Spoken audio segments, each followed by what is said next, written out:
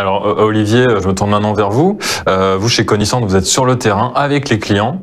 Et aujourd'hui, quel retour d'expérience pouvez-vous nous donner concernant l'utilisation de la DataOps? Oui, en effet. Alors effectivement, nous sommes une grande entreprise de services numériques et nous parlons de plus en plus de DataOps avec nos clients. En fait, ce qu'on distingue, c'est deux types de situations clients un petit peu différentes.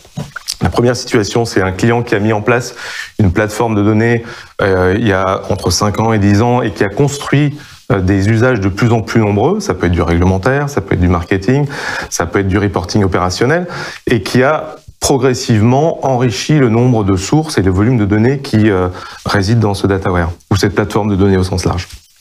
Et progressivement, ce client a vu les difficultés croître avec le nombre d'acteurs impliqués dans l'utilisation et l'exploitation de cette plateforme et aussi avec les difficultés techniques liées au volume et à la diversité des données. Donc ça, c'est un premier cas de figure où on a des difficultés de performance, de maîtrise de la qualité de la donnée et de maîtrise des performances. Un deuxième cas de figure, c'est le client qui a une stratégie data très affirmée et qui a décidé de mettre en place une démarche totalement désilotée pour exploiter la donnée de manière transversale dans l'entreprise, qui met en place une architecture data et une organisation data.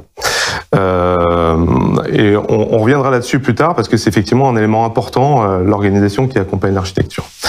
Alors, je vais vous donner un exemple d'une mission que nous avons conduite il y a quelques temps chez un client européen. C'est une grande banque européenne pour laquelle on a fait un projet de DataOps.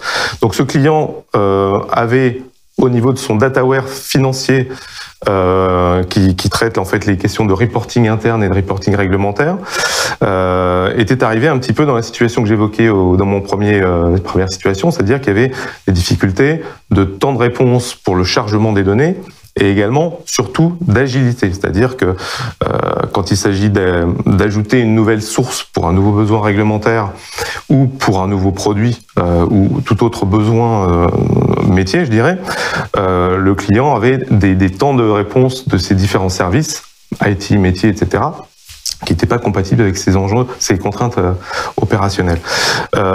Et donc, ce que nous avons fait, c'est que nous avons mis en place une démarche à deux niveaux. À un niveau opérationnel et façon de travailler, où on a travaillé avec les différents acteurs IT métiers pour fluidifier le processus de prise en charge d'une nouvelle source dans le dataware. Et alors juste, j'ai oublié de mentionner, mais il y avait à peu près 1000 sources de données, donc c'est un nombre assez considérable, néanmoins, ce qui est un nombre qui continue à croître. Travailler au niveau des processus, et on a travaillé aussi au niveau, bien sûr, de l'architecture, en mettant en place la plateforme Informatica de notre partenaire pour refondre le chargement des données.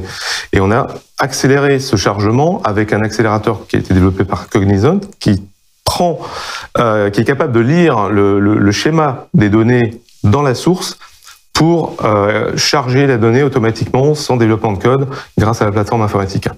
Donc en faisant ça, on a travaillé donc sur les différents plans, on a résolu les différents points de blocage qui empêchait l'agilité et on a obtenu un gain d'un facteur 10 sur le time to market, donc la capacité à répondre rapidement à une nouvelle demande de la part des métiers. Et on a également augmenté la performance, puisque le temps de chargement a été aussi divisé par 5, et on a obtenu des bénéfices secondaires, qui sont secondaires mais néanmoins très importants, c'est que la qualité de la donnée s'en est trouvée améliorée parce que l'automatisation, je dirais, évite l'erreur humaine, donc on a eu une qualité plus élevée et plus régulière.